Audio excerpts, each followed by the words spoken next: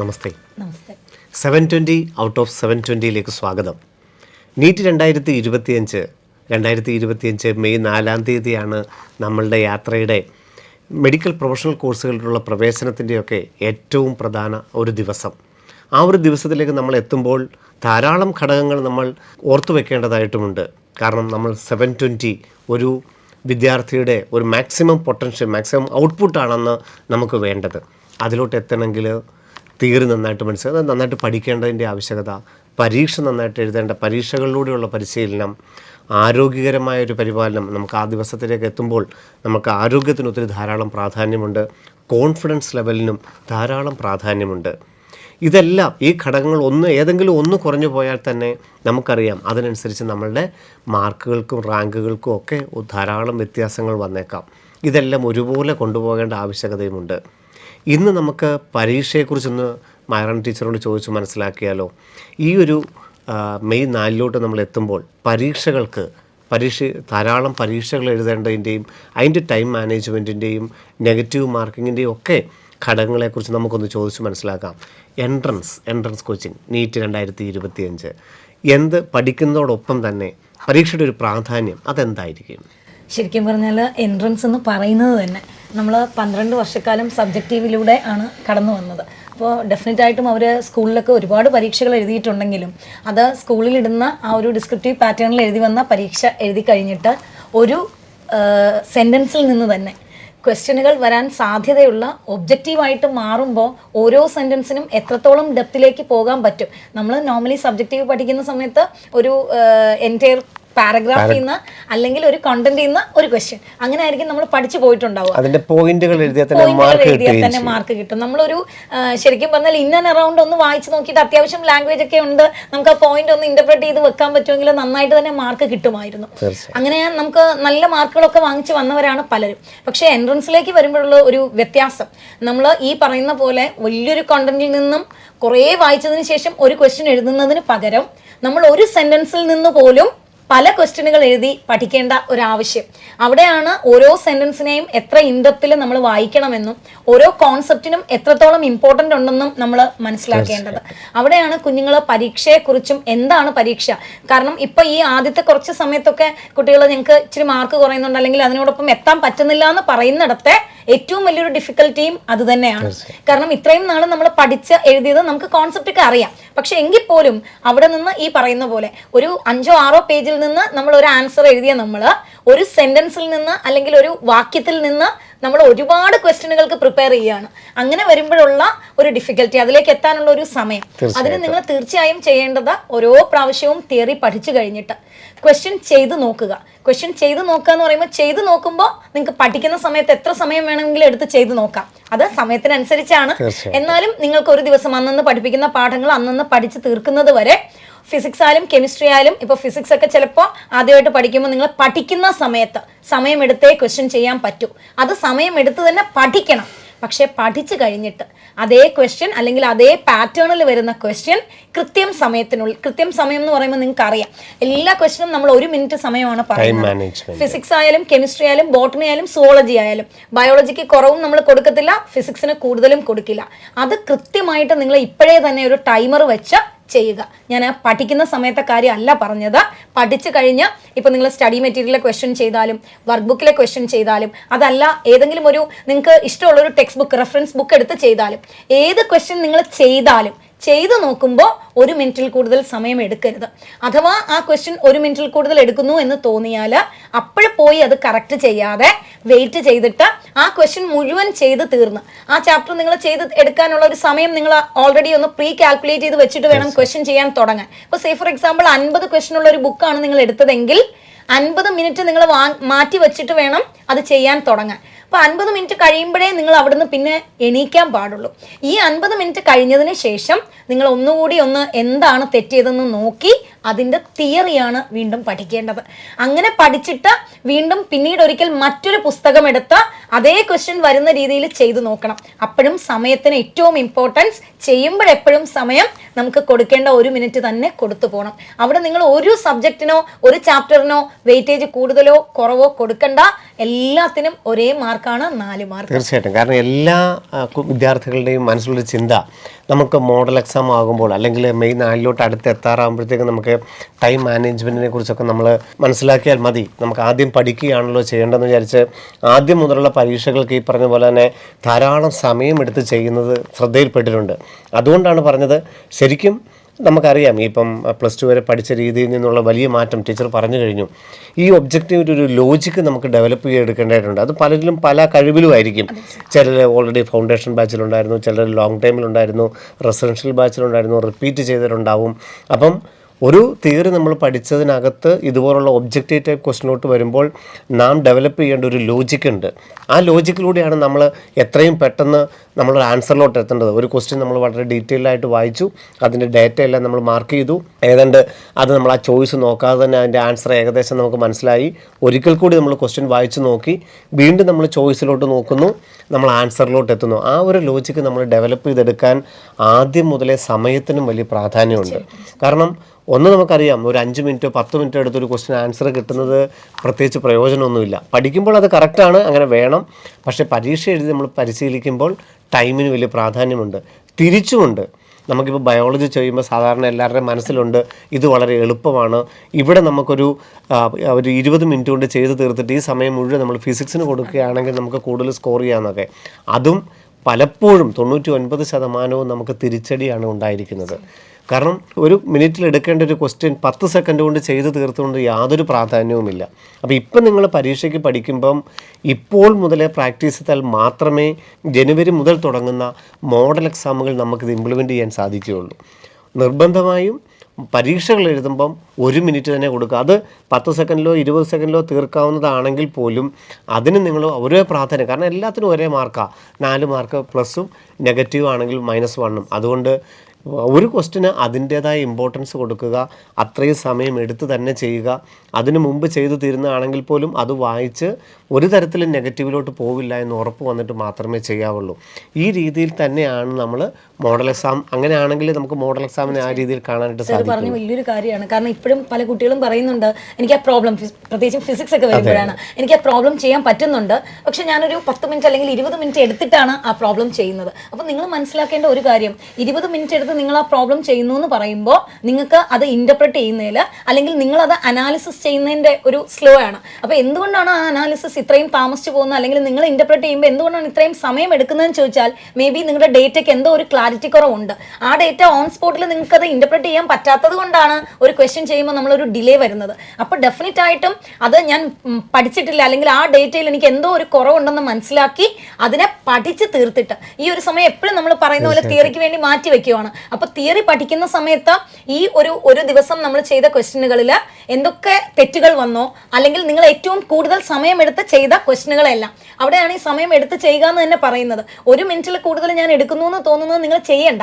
25 മിനിറ്റും ആ ക്വസ്റ്റ്യനും വെച്ചുകൊണ്ടിരുന്ന് 26ാമത്തെ മിനിറ്റിൽ ആൻസർ കിട്ടിയിട്ട് എനിക്ക് കോൺസെപ്റ്റ് അറിയാം എന്ന് പറയുന്നിടത്ത് നമുക്ക് പിന്നീട് മുന്നോട്ട് പോകുമ്പോൾ അത് ഡിഫിക്കൽറ്റി ഉണ്ടാക്കും. സോ ഇവിടെ തൊട്ടേ നിങ്ങൾ പ്രാക്ടീസ് ചെയ്യേണ്ട ഒരു കാര്യം, നിങ്ങൾക്ക് 1 മിനിറ്റിൽ ഒരു ക്വസ്റ്റ്യൻ ചെയ്യാൻ പറ്റുന്നില്ല എന്ന് കണ്ടാൽ ഡെഫിനറ്റ്ലി യു ജസ്റ്റ് ആക്സെപ്റ്റ്. എനിക്ക് ആ ഡേറ്റ ഇന്റർപ്രറ്റ് ചെയ്യുന്നതിൽ എന്തോ പ്രോബ്ലം ഉണ്ട്, എൻ്റെ അനാലിസിസ് അല്ലെങ്കിൽ എൻ്റെ വേ ഓഫ് ഇന്റർപ്രിട്ടേഷൻ ശരിയല്ല, so I have to find another way. അത് എന്താണെന്ന് കണ്ടുപിടിക്കാനുള്ള ഒരു സമയം നിങ്ങൾ എടുക്കണം. അതിനുവേണ്ടി നിങ്ങൾ ഈ പറയുന്ന പോലെ തിയറി ഒന്നുകൂടെ വായിക്കുകയോ, ഈ ലേണിംഗ് ആപ്പിൽ അതേ അധ്യാപകൻ്റെയോ അല്ലെങ്കിൽ വേറെ ഏതെങ്കിലും അധ്യാപകരുടെയോ ക്ലാസ്സുകൾ കാണുകയോ, ഇനി അതല്ല പഠിപ്പിച്ച പ്രൊഫസേഴ്സിനെ തന്നെ കണ്ട ആ ഒരു കോൺസെപ്റ്റ് എന്താണ് ഇത് വന്നതെന്ന് കൃത്യമായിട്ട് നിങ്ങൾ മനസ്സിലാക്കിയിട്ട് അതുപോലുള്ള ക്വസ്റ്റ്യനുകൾ എടുത്ത് കൃത്യം 1 മിനിറ്റിനുള്ളിൽ തന്നെ ചെയ്ത് പഠിക്കുമ്പോഴാണ്, അല്ലെങ്കിൽ ആ 1 മിനിറ്റിനുള്ളിൽ തന്നെ അതേ ഒരു കോൺസെപ്റ്റ് നിങ്ങൾക്ക് ചെയ്യാൻ കഴിയുമ്പോഴാണ് നിങ്ങൾ ആ ഒരു ഏരിയയിൽ പെർഫെക്റ്റ് ആകുന്നു എന്ന് പറയുന്നത്. അതാണ് ശരിക്കും പഠനം. തീർച്ചയായിട്ടും ഈ 720 നമ്മൾ പോകുമ്പോൾ ഓരോ സബ്ജക്റ്റിനും ആ 45 മിനിറ്റ് കറക്റ്റായിട്ട് യൂസ് ചെയ്യുക എന്നുള്ളിടത്ത് വലിയ പ്രാധാന്യമുണ്ട്. ഫിസിക്സ് ആവാം, കെമിസ്ട്രി ആകാം, ബോട്ടണി ആകാം, സുവോളജി ആവാം. ആ 45 മിനിറ്റ് വെച്ചിട്ട് നമ്മൾ തീർക്കുകയും മിച്ചമുള്ള ആ 20 മിനിറ്റിനെ നമുക്കത് ബാക്കിയുള്ള നമുക്ക് കിട്ടാതെ പോയതിനെ ഒക്കെ ഒന്ന് അനലൈസ് ചെയ്യാനായിട്ട് കൃത്യമായിട്ട് സാധിക്കും. കാരണം നമുക്കറിയാം 3 മണിക്കൂറും 20 മിനിറ്റ് നമുക്ക് സമയം കിട്ടും. യഥാർത്ഥത്തിൽ നമുക്ക് 45 മിനിറ്റ് ആദ്യം തന്നെ നമ്മൾ കൊടുത്ത് പരിശീലിക്കുകയാണെങ്കിൽ ഫിസിക്സിന് 45, കെമിസ്ട്രിക്ക് 45, ബോട്ടണി 45, സുവോളജി 45, അല്ലെങ്കിൽ അതിന് 90 മിനിറ്റ് ബയോളജിക്ക് ഒരുമിച്ച്, എന്നിട്ട് ബാക്കിയുള്ള നമ്മൾ സെക്കൻഡ് റൗണ്ടോ തേർഡ് റൗണ്ടോ അവസാനത്തെ 20 മിനിറ്റ്സ് ഉപയോഗിക്കാൻ സാധിച്ചാൽ നമുക്ക് തീർച്ചയായിട്ടും നമ്മൾക്ക് മാക്സിമം ഔട്ട്പുട്ടിലോട്ട് എത്താനായിട്ട് സാധിക്കും. ഉദാഹരണം പറയുകയാണെങ്കിൽ ഇപ്പോൾ പലരും ചെയ്യുന്നത് ഈ കഴിഞ്ഞ വർഷങ്ങളിലെല്ലാം നമുക്കറിയാം നീറ്റിൻ്റെ ആ ഒരു കഴിഞ്ഞ 2024 ഒരു ക്വസ്റ്റ്യൻ പോലും നിങ്ങൾക്ക് സ്റ്റിക്ക് ഓൺ ചെയ്ത് വന്നിട്ടില്ല. നിങ്ങൾക്ക് കംപ്ലീറ്റ് ആയിട്ട് ചെയ്യാൻ ശ്രമിച്ചു. പക്ഷേ 3 മണിക്കൂർ 20 മിനിറ്റ് തന്നെ മാക്സിമം എല്ലാവർക്കും ഉപയോഗിക്കേണ്ടതായിട്ട് വന്നു. പക്ഷേ 2023, 22 അല്ലെങ്കിൽ 21 ക്വസ്റ്റ്യൻ എടുത്ത് നമ്മൾ നോക്കുമ്പം പല ചോദ്യങ്ങളിലും നമ്മൾ നിന്നു പോകും. ഒരു സ്റ്റേറ്റ്മെൻറ്റ് ലെവൽ വന്നു, ഒരു അസർഷൻ റീസൺ വന്നു, അല്ലെങ്കിൽ ഒരു മാച്ച് ദ ഫോളോയിങ്ങിൽ വന്നാൽ അവിടെ നമ്മൾ സ്റ്റക്ക് ആവുകയും ബാക്കിയുള്ള ഉപയോഗിക്കേണ്ടതിൻ്റെ സമയം മുഴുവൻ നമ്മൾ എടുക്കുകയും ചെയ്യുന്നത് ധാരാളം പെട്ടുണ്ട്. അപ്പോൾ എന്ത് സംഭവിക്കും? അതിനുശേഷം അറിയാവുന്ന 10 ചോദ്യങ്ങളല്ല 20 ചോദ്യങ്ങൾ നമ്മൾ പെട്ടെന്ന് ചെയ്യേണ്ടി വരുമ്പോൾ സ്വാഭാവികമായിട്ടും നെഗറ്റീവുകളിലോട്ട് കൂടുതൽ പോകാനുള്ള സാധ്യതയുണ്ട്. മാത്രമല്ല അവിടെ വെച്ച് ചിലപ്പോൾ നിങ്ങളുടെ ഒരു ശ്രദ്ധ ആ ഒരു സമയത്തൊരു പെട്ടെന്നൊരു ടെൻഷൻ കയറിയാലും മതി. കാരണം ഞാൻ സമയം എടുക്കുന്നു എന്നൊരു തോന്നൽ നിങ്ങൾക്ക് വന്നു പോയാൽ അവിടെ എല്ലാം ഇതാവും. അപ്പൊ നിങ്ങൾക്ക് ഏറ്റവും എളുപ്പത്തിൽ ചെയ്യാൻ പറ്റുന്ന പല ക്വസ്റ്റനും ചിലപ്പോൾ അവസാനത്തേക്കൊക്കെ കാണും. അത് ഒന്ന് കണ്ടുപോകാനുള്ള സമയം, അത് ഒന്ന് കണ്ടുപോകാന്നല്ല, അത് ചെയ്യാനുള്ള സമയം, എല്ലാ ക്വസ്റ്റനിലൂടെയും കണ്ണോടിക്കാനുള്ള ഒരു സമയം നമുക്ക് ആ പരീക്ഷാ ഹാളിൽ കിട്ടണം. അത് കിട്ടണം എന്നുണ്ടെങ്കിൽ നമ്മൾ എല്ലാ ക്വസ്റ്റനും ഈക്വൽ വെയിറ്റേജ് കൊടുത്ത് ആ ഒരു സമയം നിഷ്ഠ. അത് നിങ്ങൾ ചിലപ്പോൾ വിചാരിക്കുന്നുണ്ടാവും ഞങ്ങൾ പഠിക്കുകയല്ലേ, ഞങ്ങൾ ഒരു മോഡൽ എക്സാം ഒക്കെ തുടങ്ങി കഴിയുമ്പോൾ മാർച്ചൊക്കെ ആകുമ്പോൾ ഞങ്ങൾ ആ ഒരു പാത്വേയിലേക്ക് വരാം എന്ന് വിചാരിക്കുന്നുണ്ടാവും. അതല്ല ശരിയായ വഴി. കാരണം നമ്മൾ പെട്ടെന്ന് ഒരു കാര്യം ഇംപ്ലിമെന്റ് ചെയ്തെടുക്കാൻ നമുക്ക് ബുദ്ധിമുട്ടാണ്. അപ്പൊ നമ്മൾ ഇപ്പോഴേ ആ ഒരു സമയം, ഇപ്പൊ നിങ്ങൾക്ക് ഡെഫിനറ്റ് ആയിട്ടും ഇഷ്ടം പോലെ സമയമുണ്ട്. നിങ്ങൾ പതുക്കെ ആ ഒരു വഴിയിലേക്ക്, ആ ഒരു പാത്വേയിലേക്ക് വന്നു കഴിഞ്ഞാൽ നിങ്ങൾക്ക് ഡെഫിനറ്റ് ആയിട്ട് നിങ്ങൾ ഈ പറയുന്ന പോലെ എനിക്ക് മാർക്ക് കുറയുന്നു അല്ലെങ്കിൽ എനിക്ക് എന്തുകൊണ്ടാണ് അതേപോലെ കിട്ടുന്നില്ല എന്ന് പറയുന്നിടത്തും ഈ പറയുന്ന പോലെ തന്നെ പെട്ടെന്ന് ചെയ്ത് വെച്ചിട്ട് ഇപ്പൊ തന്നെ പലരും ഭയങ്കര കോൺഫിഡൻസ് ഒക്കെ വരുമ്പോൾ ഏറ്റവും വെപ്രാളത്തിൽ ബയോളജി ഒക്കെ ആണെങ്കിൽ വളരെ സ്പീഡിൽ ചെയ്ത് വെച്ചിട്ട് ഫിസിക്സും കൊണ്ടിരുന്ന് എന്നിട്ട് ബയോളജി കറക്റ്റ് ചോദിക്കുമ്പോൾ ഇപ്പോഴേ എനിക്ക് തോന്നുന്നു ഇപ്പൊ ഏറ്റവും അടുത്ത് ഞാനിപ്പം തന്നെ ഞെട്ടിപ്പോയി. കാരണം കഴിഞ്ഞ ദിവസം ഒരു കുട്ടി വന്നിട്ട് എന്നോട് പറഞ്ഞ കാര്യമാണ്, മിസ്സേ ഞാൻ പലപ്പോഴും ഹോസ്റ്റലിൽ ചെന്ന് ക്വസ്റ്റ്യൻ വായിക്കുമ്പോഴാണ് അയ്യോ അത് ഇൻകറക്റ്റ് അല്ല ചോദിച്ചത് കറക്റ്റാണ്. അപ്പം ഞാൻ ചോദിച്ചു ഇപ്പോഴേ ഇങ്ങനെ എന്താണ്?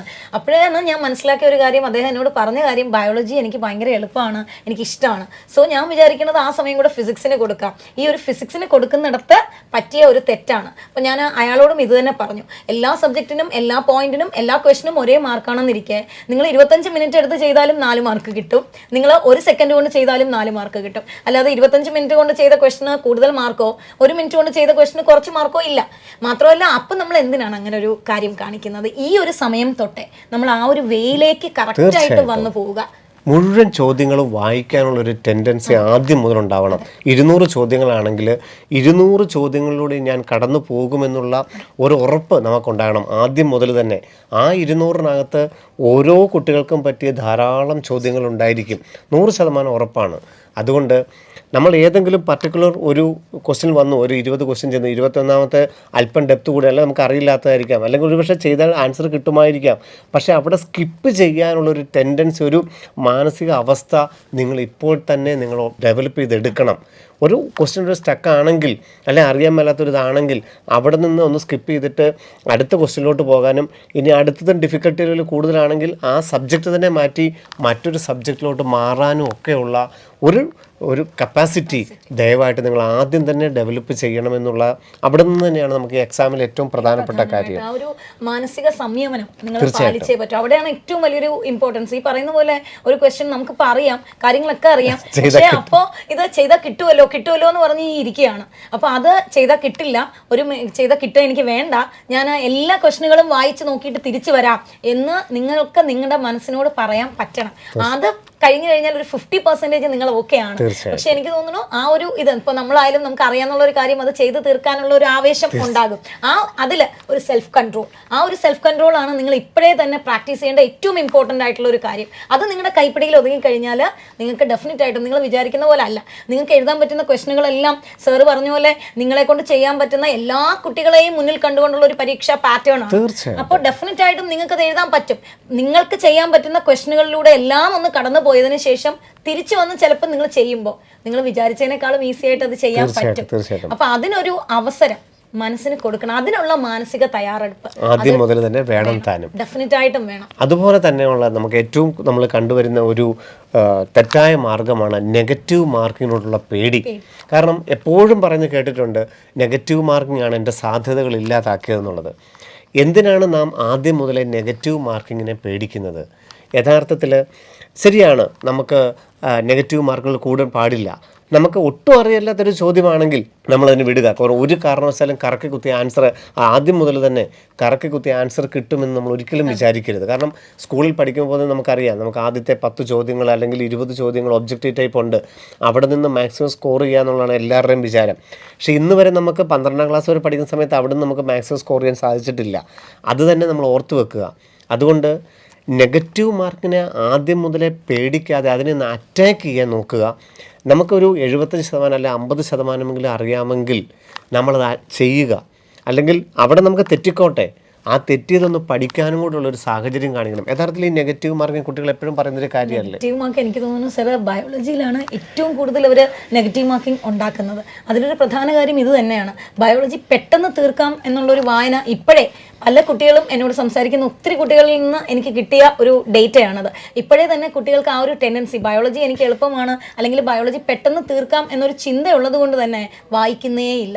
പല സ്റ്റേറ്റ്മെന്റുകളും പകുതി വെക്കുമ്പോൾ നമുക്ക് തന്നെ ഇതായിരിക്കും ബാക്കി എന്ന് നമ്മളങ്ങ് ചിന്തിക്കുവാണ്. ഒരുപക്ഷെ നിങ്ങൾ NCERT ടെക്സ്റ്റ് ബുക്കിൽ വായിച്ച ഒരു സെന്റൻസിന്റെ പകുതി ആയിരിക്കാം, ബാക്കി പകുതി പുതിയതാണ്. പക്ഷെ പകുതി വായിച്ചു വരുമ്പോൾ തന്നെ ഇത് NCERTയുടെ സ്റ്റേറ്റ്മെന്റ് ആണല്ലോ എന്ന് കരുതി അവർ മാർക്ക് ചെയ്യുവാണ്. അപ്പോൾ നെഗറ്റീവ് മാർക്ക് ഒഴിവാക്കാനുള്ള ആദ്യത്തെ ഏറ്റവും നല്ല വഴി എന്ന് പറയുന്നത് ക്വസ്റ്റ്യൻ നന്നായിട്ട് വായിച്ചു നോക്കുക എന്നുള്ളതാണ്. എപ്പോഴാണോ തുടങ്ങുന്നത്, ആ ക്വസ്റ്റ്യൻ തുടങ്ങുന്നത് തൊട്ട് ക്വസ്റ്റ്യൻ അവസാനിക്കുന്നത് വരെയും വായിച്ചു നോക്കുക. ക്വസ്റ്റ്യൻ വായിച്ചിട്ട് ഒന്നുകൂടെ ഒന്ന് ചിന്തിക്കുക, ഞാൻ എന്താണ് ഈ വായിച്ചത്. പിന്നെ ബയോളജിയുടെ കേസിലൊക്കെ ഓപ്ഷൻ കാണാതെ തന്നെ മിക്കവാറും ക്വസ്റ്റ്യൻസിന് ഇപ്പോൾ സ്റ്റേറ്റ്മെന്റോ അല്ലെങ്കിൽ അസേർഷൻ റീസണോ മാച്ച് ദ ഫോളോയിങ് ഒഴിച്ച് ബാക്കി എല്ലാം തന്നെ നിങ്ങൾക്ക് ഓപ്ഷൻ കാണാതെ തന്നെ ആൻസറുകളിലേക്ക് എത്താൻ പറ്റും. അപ്പോൾ ഒരു ഒബ്ജക്റ്റീവിന് ആൻസറുകൾ നോക്കാതെ തന്നെ നമ്മുടെ മനസ്സിലൊരു ആൻസർ കണ്ടുപിടിച്ച് വെച്ചിട്ട് വേണം ഒബ്ജക്റ്റീവിൽ നോക്കാൻ. അപ്പോൾ നോക്കുമ്പോൾ ആ ഒരു വഴിയല്ല, ഇങ്ങനെ ഒരു ഓപ്ഷൻ കണ്ടില്ലെങ്കിൽ അപ്പോഴാലോചിക്കണം പിന്നെ എന്തുകൊണ്ടാണ് ഇങ്ങനെ മാറിയത്, ഒരിക്കൽ കൂടി ഒന്ന് വായിച്ചു നോക്കണം. അപ്പോൾ ക്വസ്റ്റ്യൻ ഒന്നുകൂടെ ഒന്ന് പഠിക്കണം. എന്താണ് ഞാൻ വായിച്ചതിലുള്ള മിസ്റ്റേക്ക്, ഞാൻ വിചാരിച്ച കാര്യം അല്ലല്ലോ ആൻസർ, അങ്ങനെ ചിന്തിച്ചിട്ട് വേണം എഴുതാൻ. പിന്നെ സാറ് പറഞ്ഞ പോലെ നമ്മൾ പേടിച്ചിരിക്കണ്ട, ഒന്ന് ചെയ്തു നോക്കൂ. ചെയ്തു നോക്കി തെറ്റുമ്പോൾ നമുക്ക് വീണ്ടും അത് പഠിച്ചിട്ട് ഒന്നുകൂടെ ഒന്ന് ചെയ്യാം.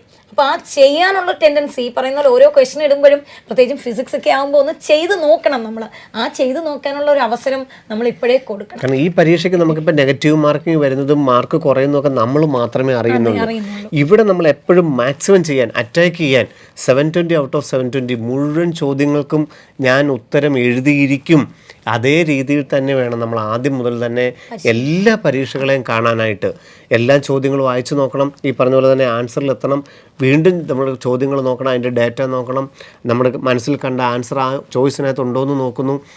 ഒട്ടും അറിയില്ലാത്തതാണെങ്കിൽ മാത്രം നമ്മൾ അവിടെ വിട്ടേക്കുക. അല്ല, ഒരു 50% അറിയാമെങ്കിൽ നെഗറ്റീവ് മാർക്കിംഗ് വന്നു നോക്കുമ്പോൾ നമ്മുടെ മനസ്സിൽ എന്താണ്, നമുക്ക് എന്നാലും നെഗറ്റിവിറ്റി ആണല്ലോ നമ്മളിൽ കൂടുതലും. അതുകൊണ്ട് ഞാൻ എഴുതിയാൽ അത് തെറ്റിപ്പോകാനുള്ള സാധ്യത കൂടുതലെന്നുള്ളതാണ് എല്ലാവരുടെയും വിചാരം. അങ്ങനെയല്ല, നമുക്ക് ആ മാനസികാവസ്ഥയും മാറേണ്ടതായിട്ടുണ്ട്. ഞാൻ ചെയ്യുന്നതെല്ലാം നെഗറ്റീവ് ആകുമെന്ന് ഒരിക്കലും നിങ്ങൾ ചിന്തിക്കരുത്. പകരം ഈ എക്സാമുകളിലെല്ലാം, ഈ ഡിസംബർ വരെയുള്ള വീക്കിലി എക്സാമുകളാണെങ്കിലും NCERT ടെസ്റ്റുകളാണെങ്കിലും മോഡൽ എക്സാമുകളാണെങ്കിലും അറ്റാക്ക് ചെയ്യുക. മാക്സിമം ഞാൻ എഴുതിയിരിക്കും, എല്ലാം ഞാൻ ചെയ്തിരിക്കും എന്നുള്ളൊരു മാനസികാവസ്ഥയോട് വേണം ഓരോ പരീക്ഷകളെയും കാണാനായിട്ട്. 75% അറിയാവുന്നതായിരിക്കാം, 50% അറിയാമായിരിക്കും, അല്ലെങ്കിൽ 40% അറിയാവുന്നതായിരിക്കണം. നിങ്ങൾ ധൈര്യമായിട്ട് എഴുതിക്കൊള്ളുക. തെറ്റിയാൽ നിങ്ങൾ രക്ഷപ്പെട്ടു. കാരണം പിന്നീട് അത് ജീവിതത്തിൽ ഒരിക്കലും തെറ്റില്ല. അതുകൊണ്ട് ഒരു കാര്യം ഈ സാർ പറഞ്ഞ പോലെ നമ്മൾ ചെയ്തു വരുമ്പോൾ ഇപ്പോൾ നമ്മുടെ ഒബ്ജക്റ്റീവാണ്, അപ്പം നിങ്ങൾ അത്ര ഉറപ്പില്ലാതെ നമുക്ക് അത്ര ഒരു ഇതൊന്നും ഇല്ലാതെ നമ്മളൊന്ന് ചെയ്തൊരു ആൻസറിലേക്ക് വന്നു, പക്ഷെ നമുക്ക് we are not sure about that. അങ്ങനെയുള്ള ഒരു ക്വസ്റ്റ്യൻ ആൻസർ ചെയ്തപ്പോൾ ചിലപ്പോൾ അതൊന്ന് ശരിയായിപ്പോയി. ഡെഫിനറ്റ് ആയിട്ടും നിങ്ങൾ ആ ക്വസ്റ്റ്യനെ ആണ് ഏറ്റവും ഇമ്പോർട്ടൻസോടുകൂടി കാണേണ്ടത്. കാരണം അത് ഒരു ഭാഗ്യത്തിന് ഒരു ലക്ക് ഫാക്ടറിൽ കിട്ടിപ്പോയതാണ്. അടുത്ത പ്രാവശ്യം അല്ലെങ്കിൽ ഒറിജിനൽ പരീക്ഷയ്ക്ക് അങ്ങനെ ഒരു ക്വസ്റ്റ്യൻ വന്നാൽ ആ ഒരു ലക്ക് ഫാക്ടർ അവിടെ പ്രവർത്തിക്കണം എന്നില്ല. പക്ഷെ നിങ്ങളുടെ മനസ്സിൽ അയ്യോ എനിക്ക് കിട്ടിയല്ലോ, പിന്നെ നമ്മൾ കിട്ടുന്ന ക്വസ്റ്റ്യനെ തിരിഞ്ഞു നോക്കാറില്ല. അങ്ങനെയല്ല, കറക്ഷൻ ബുക്ക് വെക്കുമ്പോൾ എപ്പോഴും ഒരു പരീക്ഷ കഴിയുമ്പോൾ ഒരു കറക്ഷൻ ബുക്ക് വെച്ച് പോകുന്നത് ഏറ്റവും നന്നായിരിക്കും. ആദ്യം മുതൽ തന്നെ ഓരോ ചാപ്റ്ററിന്റെയും പരീക്ഷ ഇടുമ്പോൾ ഇപ്പം നമ്മൾ യൂണിറ്റ് വൈസ് എക്സാം ആണ്, ഓരോ ചാപ്റ്റർ വൈസ് എക്സാം ആണ് നടക്കുന്നത്. അപ്പോൾ ഓരോ വീക്കിലി വരുന്ന പരീക്ഷയും ആ ക്വസ്റ്റ്യൻ പേപ്പറിന്റെ ഒരു നമ്പറോ എന്തെങ്കിലും എഴുതി വെച്ചിട്ട് ഒരു കറക്ഷൻ ബുക്ക് വെച്ച് എന്താണ് തെറ്റിയതെന്ന് എഴുതി വെക്കുന്നത് ഏറ്റവും നന്നായിരിക്കും. ഈ കറക്ഷൻ ബുക്കിൽ എഴുതി വെക്കുന്നതിന്റെ കൂട്ടത്തിൽ തെറ്റിയത് മാത്രമല്ല, നിങ്ങൾക്ക് തന്നെ സ്വയം അറിയാം എനിക്കത് അറിഞ്ഞുകൂടായിരുന്നു, ഞാൻ ബൈ ലക്കിൽ കുത്തിയതാണെന്ന് നിങ്ങൾക്ക് ഉറപ്പുള്ള ക്വസ്റ്റ്യനും കൂടെ നിങ്ങളത് മിസ്റ്റേക്ക് ആയിട്ട് എററായിട്ട് തന്നെ എടുക്കണം. എന്നിട്ട് ഈ കറക്ഷൻ ബുക്കിലെ നമ്പർ കൂടിക്കോട്ടെ, കുഴപ്പമില്ല, വലിയ ബുക്ക് ആയിക്കോട്ടെ, സാരമില്ല, അത്രത്തോളം നിങ്ങൾ പെർഫെക്റ്റ് ആയിട്ട് വരും. അതിന് ആ ക്വസ്റ്റ്യനെയും കൂടെ നിങ്ങളൊന്ന് അനലൈസ് ചെയ്ത് പഠിച്ചിട്ട് വേണം മുന്നോട്ട് പോകാൻ. ഇനി വേറെയും ഒരു കാര്യം, 100% എനിക്കറിയില്ല എന്നുള്ള ഒരു ക്വസ്റ്റ്യൻ ഞാൻ കുത്തിയാൽ ശരിയാകുമോ എന്ന് വിചാരിക്കേണ്ട, ഒരു കാരണവശാലും നമ്മൾ വിചാരിക്കേണ്ട. കാരണം നമ്മൾ അങ്ങനെ ഒരു ഒന്ന് ഒബ്ജക്റ്റീവ് എഴുതി കഴിഞ്ഞാൽ അത് ശരിയാകാനുള്ള ചാൻസ് വളരെ മിനിമമാണ്. അപ്പൊ ആ ഒരു ചാൻസിനെയും എപ്പോഴും നിങ്ങൾ മുന്നിൽ കണ്ടുവേണം എഴുതാൻ. ക്വസ്റ്റ്യൻ നന്നായിട്ട് വായിക്കുക എന്നുള്ളത് തന്നെയാണ് ഈ ഒരു ഘട്ടത്തിൽ നിങ്ങളോട് പറയാനുള്ളത്. പലരും ഇപ്പോൾ ഒരു വെപ്രാളമാണോ, ഈ പറയുന്ന പോലെ ഒബ്ജക്റ്റീവ് വന്നതിന്റെ ഒരു പേടിയാണോ എന്താണെന്ന് അറിയില്ല. ക്വസ്റ്റ്യൻ പകുതി വായിച്ചിട്ട്, പ്രത്യേകിച്ചും എനിക്ക് തോന്നുന്നു ഞാൻ ഏറ്റവും ബയോളജിയിൽ കണ്ട ഒരു കാര്യം, NCERT ഒക്കെ ഒരു സ്റ്റേറ്റ്മെന്റ് വരുമ്പോൾ NCERT സെന്റൻസ് അതുപോലെ ചിലപ്പോൾ കിടക്കും 3/4 ഭാഗവും, ബാക്കി 25% വേറെയാണ്, പക്ഷെ അത് വായിക്കുന്നേ ഇല്ല. ഇങ്ങനെ വായിച്ചു വരുമ്പോൾ തന്നെ ഇതെനിക്ക് അറിയാലോ, അങ്ങനെ ഒരു നിങ്ങൾ പ്രീ പ്രെഡിക്റ്റ് ചെയ്യണ്ട. ഒരു ക്വസ്റ്റ്യൻ മുഴുവൻ വായിച്ചതിന് ശേഷം മാത്രം ആൻസർ ചെയ്താൽ മതി. ക്വസ്റ്റ്യൻ തുടങ്ങുമ്പോഴേ ഇന്നതായിരിക്കും അതിന്റെ ആൻസർ അല്ലെങ്കിൽ ഇന്നതായിരിക്കും അത് ക്വസ്റ്റ്യൻ എന്ന് നിങ്ങൾ വിചാരിക്കുകയേ വേണ്ട. അവിടെയാണ് എനിക്ക് തോന്നിയിട്ടുള്ളത്. ഇപ്പോൾ ഒരു 2-3 പരീക്ഷ നടന്നപ്പോൾ പല കുട്ടികളും ചില ക്വസ്റ്റ്യൻ വന്നിട്ട് നമ്മൾ എന്നാടാ ഇത് തെറ്റിച്ചെന്ന് ചോദിക്കുമ്പോൾ, അയ്യോ മിസ്സേ ഇങ്ങനെ അല്ലായിരുന്നു, NCERT പക്ഷേ ഈ സ്റ്റേറ്റ്മെന്റ് അല്ല. അപ്പോൾ NCERT സ്റ്റേറ്റ്മെന്റിനെ ഒന്നുകൂടെ ഒന്ന് ട്വിസ്റ്റ് ചെയ്ത് മാറ്റി എഴുതിയാൽ അതിൽ നിന്ന് വന്നത് എന്താണ് എന്ന് മനസ്സിലാക്കാൻ നിങ്ങൾക്ക് പറ്റണം. ബയോളജിയുടെ കാര്യത്തിൽ ക്വസ്റ്റ്യൻ റീഡിങ് ഈസ് വെരി, ബയോളജിയുടെ നല്ല എല്ലാ കാര്യത്തിലും തീർച്ചയായിട്ടും. അതുപോലെ തന്നെ നീറ്റ് 2025 ഓഫ്ലൈൻ മോഡിൽ തന്നെ നടക്കാനാണ് 99% സാധ്യത.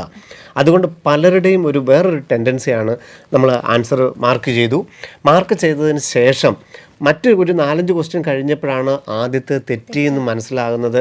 ഉടനെ തിരിച്ചു പോയി അതൊന്ന് ആ ബബിളൊന്ന് വെട്ടിയിട്ട് വേറൊന്ന് എഴുതുക, അല്ലെങ്കിൽ ഇനി ചെയ്തത് തന്നെയാണെങ്കിലും അതിനെക്കുറിച്ച് ഓർത്തുകൊണ്ടിരിക്കുക. പരീക്ഷാ സമയത്ത് തന്നെ നമ്മൾ ആൻസർ മാർക്ക് തെറ്റിപ്പോയി, അല്ലെങ്കിൽ നമ്മൾ ചെയ്തത് തിരിച്ചു വന്നിട്ട് അത് വീണ്ടും ഒന്നും കൂടെ ചെയ്തു നോക്കുക. നമ്മൾ ആൻസർ OMR മാർക്ക് ചെയ്തതിന് ശേഷം ഒരു കാരണവശാലും ആ പരീക്ഷാ സമയത്ത് അതിനെക്കുറിച്ച് ഓർക്കുകയും ചെയ്യരുത്. നിങ്ങൾക്ക് ഇപ്പോൾ OMR സാർ പറഞ്ഞ പോലെ OMR നിങ്ങൾക്ക് നോക്കാം. എപ്പോഴാണെന്നറിയോ, മാർക്ക് ലിസ്റ്റ് ഒക്കെ വന്നു കഴിയുമ്പോൾ ഞാൻ എവിടെയാണ് തെറ്റിച്ചതെന്ന് അറിയാൻ മാത്രമേ ഒരിക്കൽ ബബിൾ ചെയ്തത് പിന്നെ നോക്കാവൂ. ആൻസർ വന്നു കഴിയുമ്പോൾ തെറ്റിയത് നമുക്കറിയണം. അതറിയാനല്ലാതെ പരീക്ഷ എഴുതിക്കൊണ്ടിരിക്കുന്ന സമയത്തോ പരീക്ഷാ ഹാളിൽ വെച്ചോ എന്തായാലും നമ്മൾ ബബിൾ ചെയ്തു പോയി. അതിനെ നമുക്ക് യഥാർത്ഥ പരീക്ഷാ സമയത്ത് ഒരിക്കലും അതിനെ കറക്റ്റ് ചെയ്യാൻ പറ്റില്ല. അങ്ങനെ ഇരിക്കുമ്പോൾ ക്ലാസ്സിലിടുന്ന ക്ലാസ് പരീക്ഷയും അതുപോലെ തന്നെ വേണം നിങ്ങൾ കരുതാൻ. നമ്മൾ എപ്പോഴും പറയുന്ന മോഡൽ എക്സാം ഒക്കെ ആകുമ്പോൾ ഒറിജിനൽ പരീക്ഷ എന്ന് കരുതണം എന്നാണ്. പക്ഷേ ഇപ്പോൾ തൊട്ടേ നിങ്ങൾ എഴുതുന്ന ഓരോ പരീക്ഷയും, അതിപ്പോൾ ടെൻഷൻ്റെ കാര്യമായാലും നമുക്കൊരു പരീക്ഷയോടുള്ള പേടിയുടെ കാര്യത്തിലായാലും നമ്മൾ പരീക്ഷാ ഹാളിൽ കണ്ടിന്യൂസ് ആയിട്ട് 3 hours ഇരിക്കുന്ന കാര്യത്തിലായാലും വെള്ളം കുടിക്കുന്ന കാര്യത്തിലായാലും എല്ലാ കാര്യങ്ങളും നമ്മൾ ഇപ്പോഴേ പരിശീലിച്ചാൽ ആ സമയമാകുമ്പോൾ നമുക്ക് ഇതൊന്നും തന്നെ ഒരു പ്രോബ്ലമായി ഹാബിറ്റായിട്ട് മാറുകയാണ്. കാരണം ആ ഒരു സമയത്ത് 2 മാസം കൊണ്ട് ഒരു കാര്യം ഹാബിറ്റുവേറ്റഡ് ആവുന്നതിനേക്കാളും എത്രയോ എളുപ്പമാണ് 7 മാസം കൊണ്ട് നമ്മളത് ഹാബിറ്റുവേറ്റഡ് ആവുന്നത്. അതപ്പോൾ നമുക്കതൊരു റൊട്ടീൻ പോലെ തന്നെ ചെയ്യാൻ പറ്റും. അപ്പോൾ പരീക്ഷാ ഹാളിൽ നിങ്ങൾ ഓരോ പരീക്ഷയും അറ്റൻഡ് ചെയ്യുമ്പോൾ ക്ലാസ്സിൽ കയറുന്ന സമയം മുതൽ ഓരോ ക്വസ്റ്റ്യൻ വായിക്കുന്ന സമയം മുഴുവൻ നിങ്ങളുടെ മനസ്സിൽ അത് ശരിക്കും പറഞ്ഞാൽ ഒറിജിനൽ നീറ്റ് എക്സാം എഴുതുന്നത് പോലെ തന്നെ ആയിരിക്കണം. അവിടെ എന്തൊക്കെ പ്രോട്ടോകോളാണോ അല്ലെങ്കിൽ എന്തൊക്കെ കാര്യങ്ങളാണോ നിങ്ങൾ ശ്രദ്ധിക്കേണ്ടത് അത് ഇപ്പോഴേ തന്നെ ശ്രദ്ധിച്ചു പോകണം. അവിടെ നമുക്ക് പിന്നെയും OMR കൂടെ ഒന്ന് കടന്നുപോയി അതിനെ ഒന്ന് വായിച്ച് അതിനെ ടെൻഷൻ അടിച്ച് നമ്മൾ അങ്ങനെ ഒന്നും ചെയ്യേണ്ട കാര്യമില്ല. നമ്മൾ മാർക്ക് ചെയ്തു, ലീവ് ഇറ്റ്. ഹാളിൽ നിന്ന് ഇറങ്ങിക്കഴിഞ്ഞ് ആൻസർ വരുമ്പോൾ നിങ്ങൾക്ക് ഏതാണ് തെറ്റിയതെന്ന് ഒന്ന് അനലൈസ് ചെയ്യാൻ വേണ്ടി എടുത്തു നോക്കുക. തെറ്റിയത് വീണ്ടും നന്നായിട്ട് പഠിക്കുക. അങ്ങനെയുള്ള കാര്യങ്ങൾ ഏറ്റവും ആദ്യം തന്നെ പരിശീലിച്ചാൽ ഏറ്റവും അവസാനം ആകുമ്പോൾ നമുക്ക് ഒരു പ്രോബ്ലവും ഇല്ലാതെ തന്നെ മുന്നോട്ട് പോകാൻ പറ്റും. ഇപ്പോൾ ഞാൻ ഇതിനെക്കുറിച്ചൊന്നും ആലോചിക്കേണ്ട, മോഡൽ എക്സാം വരട്ടെ, മോഡൽ എക്സാം തുടങ്ങുമ്പോൾ തൊട്ട് ചെയ്യാം എന്ന് പറയുമ്പോൾ ഇപ്പോൾ നിങ്ങളൊന്ന് ആലോചിച്ച് നോക്കുക. നിങ്ങളൊരു റണ്ണിങ് റേസിലാണെങ്കിൽ കുറേ ആൾക്കാർ അതേ പാത്ത് വേയിലൂടെ പോവാണ്. നിങ്ങൾ വേറൊരു പാത്ത് വേയിലൂടെ പോയിട്ട് ഇടയ്ക്ക് വന്ന് കയറി വീണ്ടും റീസ്റ്റാർട്ട് ചെയ്യുന്നതിനേക്കാളും എത്രയോ നല്ലത് ഫ്രം ദ ബിഗിനിങ് നിങ്ങളും ആ വേയിലൂടെ പോവുക എന്നുള്ളതാണ്. തീർച്ചയായിട്ടും. അതുപോലെ തന്നെയാണ് നമ്മൾ ചോദ്യങ്ങൾ വായിച്ചിട്ട് നമുക്ക് സമയം ലാഭിക്കാനുള്ള ധാരാളം മാർഗ്ഗങ്ങൾ ഉണ്ടായിരിക്കാം. പക്ഷേ അതിനേക്കാളും ഒരു സിസ്റ്റമാറ്റിക് ആയിട്ടുള്ള കാര്യമെന്ന് പറഞ്ഞാൽ നമ്മളൊരു ചോദ്യം വായിക്കുന്നു, അതിൻ്റെ ഡേറ്റ നമ്മൾ മാർക്ക് ചെയ്യുന്നു, നമ്മൾ തന്നെ ആൻസറിലോട്ട് എത്താൻ പറ്റുമോ നോക്കും. നമുക്ക് ആൻസർ ചോദിച്ച് നോക്കാതെ തന്നെ ആൻസർ കിട്ടുമോ നോക്കും. ഇപ്പോൾ ടീച്ചർ പറഞ്ഞു കഴിഞ്ഞു. വീണ്ടും നമ്മൾ ഒരിക്കൽ കൂടി നമ്മൾ ആ ക്വസ്റ്റ്യൻ വായിച്ചു നോക്കുന്നു, നമ്മൾ കണ്ടുപിടിച്ച ആൻസർ ആ ചോയ്സിനകത്തുണ്ടോ എന്ന് നോക്കുന്നു. ഇല്ലെങ്കിൽ മാത്രം നമ്മൾ വീണ്ടും ഡെപ്തായിട്ട് അതിനെക്കുറിച്ച് ആലോചിക്കുന്നു. നമുക്ക് ആൻസർ കിട്ടിക്കഴിഞ്ഞാൽ ദയവായിട്ട് അത് അപ്പം തന്നെ നമ്മൾ OMR ആ ക്വസ്റ്റ്യൻ നമ്പർ ഒന്ന് വായിക്കുക. ഇത് ഏത് ക്വസ്റ്റ്യൻ നമ്പറാണ്, അതിൻ്റെ നേരെ അപ്പം തന്നെ അത് OMRലോട്ട് മാർക്ക് ചെയ്യുക. ശരിയായിരിക്കാം. പലരും ചെയ്യുന്നത് ആദ്യം ക്വസ്റ്റ്യനിലെല്ലാം ആൻസർ മാർക്ക് ചെയ്യും, അവസാനം OMRൽ എഴുതിയേക്കാമെന്ന് വിചാരിക്കും. ഇനി അതല്ല എന്നുണ്ടെങ്കിൽ OMRൽ ഒരു കുത്ത് മാത്രം ഇട്ട് വെക്കും. അങ്ങനെ അത് ശരിയായിരിക്കാം. ചിലപ്പോൾ 4-5 എണ്ണം നമ്മൾ ക്വസ്റ്റ്യനുകൾ ചെയ്ത് കഴിയുമ്പോഴായിരിക്കാം ഈ ചോദ്യത്തിൻ്റെ ആൻസർ ഇന്നതാണല്ലോ എന്ന് നമുക്ക് കിട്ടുന്നിരിക്കുക. പക്ഷേ അത് 1-2 ഉള്ളൂ. പകരം നമ്മുടെ എക്സാം തന്നെ വാഷ് ഔട്ടായി പോകാനുള്ള സാധ്യതകളാണ് നമ്മൾ അവസാനം OMRലോട്ട് ആൻസർ മാർക്ക് ചെയ്യുന്നതും ക്വസ്റ്റ്യൻ പേപ്പറിലെല്ലാം കൂടെ മാർക്ക് ചെയ്തതിന് ശേഷം ക്വസ്റ്റ്യൻ നമ്പർ ശ്രദ്ധിക്കാതെ നമ്മൾ OMRലോട്ട് മാർക്ക് ചെയ്യുന്നതൊക്കെ.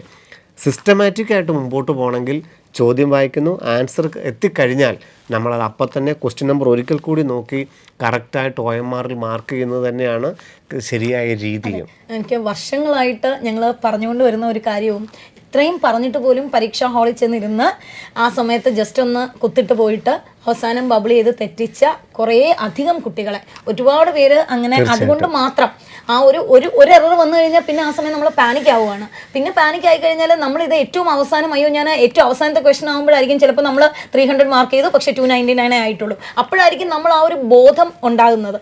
അത് ദയവ് ചെയ്ത് ഇപ്പോഴേ തന്നെ നിങ്ങൾ എല്ലാ കുട്ടികളിലും ഈ ഒരു ചിന്ത ഇപ്പോഴേ എത്തണം. നിങ്ങൾ എങ്ങനെ പ്രാക്ടീസ് ചെയ്ത് വന്നവരാണെങ്കിലും ഒരു ക്വസ്റ്റ്യൻ വായിച്ചു കഴിഞ്ഞാൽ അതിൻ്റെ ആൻസർ ഫൈൻഡ് ചെയ്ത് കഴിഞ്ഞാൽ അപ്പോൾ തന്നെ OMRൽ അത് ബബിൾ ചെയ്ത് കംപ്ലീറ്റ് ആക്കിയിട്ടേ അടുത്ത ക്വസ്റ്റ്യൻ വായിക്കാവൂ. ഒരിക്കലും നമ്മൾ അത് എല്ലാം കൂടി ചെയ്യാമെന്നോ അല്ലെങ്കിൽ ഈ പറയുന്ന പോലെ ഒന്ന് കുത്തിട്ട് വെച്ചിട്ട്, പല കുട്ടികളും പറയും സാറ് പറഞ്ഞ പോലെ ലിങ്ക് ചെയ്ത് വരുന്ന ക്വസ്റ്റ്യൻ എനിക്ക് കിട്ടില്ല. അത് വളരെ റെയർ ദാൻ ദ റെയറസ്റ്റേ ഉള്ളൂ. ഒരു 4 മാർക്കിന് വേണ്ടി അല്ലെങ്കിൽ 8 മാർക്കിന് വേണ്ടി എൻറ്റയർ ബാക്കി ക്വസ്റ്റ്യനെയും തെറ്റിക്കുക, അതെന്ത് ബുദ്ധിയില്ലായ്മയാണെന്ന് നിങ്ങൾ തന്നെ ആലോചിക്കണം. നമ്മൾ ഈ പറയുമ്പോൾ നിങ്ങൾ അതുപോലെ തന്നെ അത് ഇപ്പോഴേ പ്രാക്ടീസ് ചെയ്യണം. ഒരു പക്ഷേ അങ്ങനെ പ്രാക്ടീസ് ചെയ്ത് വരുമ്പോൾ നിങ്ങൾക്ക് തന്നെ തോന്നുന്നുണ്ടാവും ഇച്ചിരി സമയം എടുക്കും, സാരമില്ല, ആദ്യത്തെ ഒരു 2-3 പരീക്ഷ അങ്ങനെ പൊയ്ക്കോട്ടെ. പക്ഷെ ഒരു 3-4 പരീക്ഷ കഴിയുമ്പോൾ നിങ്ങളും ആ ഒരു സിസ്റ്റത്തിലേക്ക് വരും. ഓരോ ക്വസ്റ്റ്യനും വായിച്ച് ആൻസർ ബബിൾ ചെയ്ത് അടുത്ത ക്വസ്റ്റ്യനിലേക്ക് പോകാനുള്ള ഒരു ടെൻഡൻസി ഇപ്പോഴേ നിങ്ങൾ നിങ്ങളുടെ ബ്രെയിനിന് കൊടുക്കണം. അങ്ങനെ എഴുതുന്ന കുട്ടികളും ഉണ്ടാകും, അത് കീപ്പ് ചെയ്യുക. അങ്ങനെ എഴുതി ശീലിച്ചിട്ടില്ലാത്തവർ ഡെഫിനറ്റ് ആയിട്ടും അടുത്ത പരീക്ഷ മുതൽ കമ്പൽസറി ആയിട്ട് ഞാൻ അങ്ങനെ ചെയ്യൂ. അതുകൊണ്ട് ചിലപ്പോൾ നിങ്ങൾക്ക് ഒരു അറ്റംപ്റ്റ് കുറഞ്ഞു പോയേക്കാം, ഇച്ചിരി ഒന്ന് മാർക്ക് കുറഞ്ഞു പോയി, സാരമില്ല.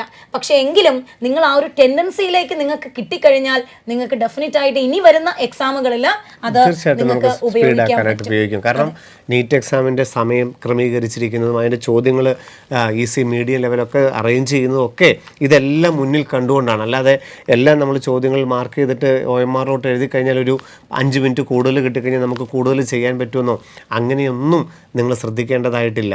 അതുകൊണ്ട് ഇന്ന് നമ്മൾ ചർച്ച ചെയ്ത കാര്യങ്ങളെല്ലാം നിങ്ങൾക്കെല്ലാം അറിയാവുന്നതാണ്. പക്ഷേ നമ്മൾ ചില മുൻവിധികൾ, നമുക്ക് ഈ പരീക്ഷകളെ നമ്മൾ സമീപിക്കുമ്പോൾ നമുക്ക് മുൻവിധികളുണ്ട്. നെഗറ്റീവ് മാർക്കിനെ കുറിച്ച്, സമയത്തിനെ കുറിച്ച്, സബ്ജക്റ്റുകളെക്കുറിച്ച്. ചില സബ്ജക്റ്റുകൾ ഹാർഡാണ്, ചില സബ്ജക്റ്റുകൾ ഈസിയാണ്. അതുപോലെ തന്നെ ചില ക്വസ്റ്റ്യൻ പേപ്പർ നമ്മൾ പെട്ടെന്ന് എഴുതി കഴിയാം. എപ്പോഴും നിങ്ങൾ ക്ലാസ് റൂമിൽ ശ്രദ്ധിച്ചോളൂ. നമ്മൾ 3 മണിക്കൂർ 20 മിനിറ്റാണ് ഒരു പരീക്ഷ പറയുന്നതെങ്കിൽ 2 മണിക്കൂർ കൊണ്ട് എഴുതി തീർത്തിട്ട് വെറുതെ കിടന്നുറങ്ങുന്നവരെ കാണാം, അല്ലെങ്കിൽ വെറുതെ ഇരിക്കുന്നവരെ കാണാം. ശേഷം മാർക്ക് വന്നു കഴിയുമ്പോൾ അവർക്ക് ഫുൾ മാർക്കുണ്ടോ? ഇല്ല. യഥാർത്ഥത്തിൽ ആ ഓരോ ചോദ്യത്തിനും കൊടുക്കേണ്ട സമയം കൊടുത്തിരുന്നെങ്കിലോ? തീർച്ചയായിട്ടും 100% പറയുകയാണ്, കിട്ടേണ്ടതിനേക്കാൾ ഒരു 50 മാർക്കെങ്കിലും കൂടുതൽ കിട്ടും. ഇപ്പോഴും നമുക്കത് കാണാനായിട്ട് സാധിക്കും. അപ്പം ഓരോ ചോദ്യത്തിനും അതിൻ്റേതായിട്ടുള്ള വില അതിന് കൊടുക്കണം. അറ്റാക്ക് ചെയ്യുക എന്നുള്ളത് തന്നെയാണ് ഞങ്ങൾ പറയുന്നത്. മുഴുവൻ ചോദ്യങ്ങളും ഞാൻ വായിച്ചിരിക്കും, എഴുതിയിരിക്കും എന്നൊരു വിധിയോട്, ഒരു വിശ്വാസത്തോടു കൂടി തന്നെ വേണം നമ്മൾ ഒരു പരീക്ഷയെ അഭിമുഖീകരിക്കാൻ വേണ്ടിയിട്ട്. നിങ്ങളുടെ മനസ്സിൽ നിങ്ങൾക്ക് ആഗ്രഹം ഉണ്ടായിട്ട് പോലും ചിലപ്പോൾ ഈ പറയുന്ന പോലെ ബബിളിംഗ് ഒക്കെ നമ്മൾ ക്വസ്റ്റ്യൻ പേപ്പറിൽ പെട്ടെന്ന് ചെയ്തു പോകാൻ എളുപ്പം, അത് കഴിഞ്ഞിട്ട് OMR എടുത്ത് ബബിൾ ചെയ്യാൻ കുറച്ചുകൂടെ എളുപ്പം. പക്ഷേ ഇപ്പോൾ ആ ഒരു ഈസിനെസ്സിനേക്കാളും ഇമ്പോർട്ടൻസ് കൊടുക്കേണ്ടത് ഇങ്ങനെ മാർക്ക് സ്കോർ ചെയ്യാം എന്നുള്ളതാണ്. ഗ്രാജുവലി ഓരോ ക്വസ്റ്റ്യൻ എഴുതുമ്പോഴും ബബിൾ ചെയ്യുന്നതാകണം നിങ്ങളുടെ ഈസിനെസ്. ഓരോ ക്വസ്റ്റ്യനും നന്നായിട്ട് വായിക്കുന്നതാകണം നിങ്ങളുടെ ഈസിനെസ്. അതുപോലെ തന്നെ ഫിസിക്സ് ഒക്കെ ചെയ്യുമ്പോൾ പല കുട്ടികളും പറയുന്നുണ്ട്, ഞാൻ മാത്തമാറ്റിക്കൽ സ്കിൽ എനിക്ക് കുറവാണ്, അതുകൊണ്ടാണ് എനിക്ക് വരാനുള്ള ഒരു ബുദ്ധിമുട്ട് എന്ന് പറയുന്നുണ്ട്. അങ്ങനെയുള്ള കുട്ടികൾക്ക് വേണ്ടിയിട്ട് നമ്മൾ ഇ ലേണിംഗ് ആപ്പിലൊക്കെ ക്ലാസ്സുകൾ ബേസിക് മാത്തമാറ്റിക്സ് ഒക്കെ അപ്ലോഡ് ചെയ്തിട്ടിട്ടുണ്ട്. നിങ്ങൾ അതിലൂടെ ഒന്ന് പോയി ആ പ്രൊഫസേഴ്സിനെയൊക്കെ കണ്ടൊന്ന് പഠിച്ചു വന്നാൽ ഇതൊന്നും തന്നെ നമുക്കൊരു ബുദ്ധിമുട്ടുള്ള കാര്യമല്ല. അപ്പോൾ അങ്ങനെയുള്ള മുൻവിധികൾ, മാത്തമാറ്റിക്സ് എനിക്ക് അറിയാത്തതുകൊണ്ട് ഫിസിക്സ് പാടായിരിക്കും, ബയോളജി ഭയങ്കര എളുപ്പമായിരിക്കും, അപ്പോൾ അതിന് വെയിറ്റേജ് കുറച്ച് കൊടുക്കുക, ഇത് കുറച്ചുകൂടെ പഠിക്കാം, പഠിക്കാം, അങ്ങനെയൊന്നുമല്ല.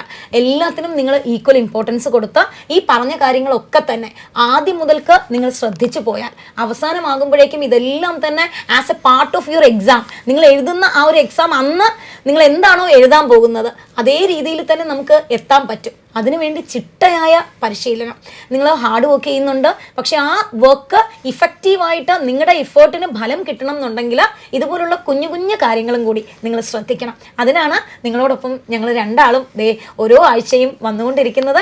സോ നിങ്ങൾക്ക് എന്തെങ്കിലും അറിയാനുണ്ട്, നിങ്ങൾക്ക് എന്തെങ്കിലും ആഗ്രഹങ്ങളുണ്ടെങ്കിൽ കമൻറ്റ് ബോക്സിൽ ഞങ്ങളെ അറിയിച്ചാൽ ഡെഫിനറ്റ് ആയിട്ടും ഞങ്ങളത് അഡ്രസ്സ് ചെയ്യുന്നതായിരിക്കും. അതുകൊണ്ട് ഇതുപോലുള്ള കുഞ്ഞു കുഞ്ഞു കാര്യങ്ങളൊക്കെ ശ്രദ്ധിച്ച് എല്ലാവരും നന്നായിട്ട് പഠിച്ചോളൂ. ഞങ്ങളെല്ലാവരും നിങ്ങളോടൊപ്പം ഉണ്ട്. ബൈ.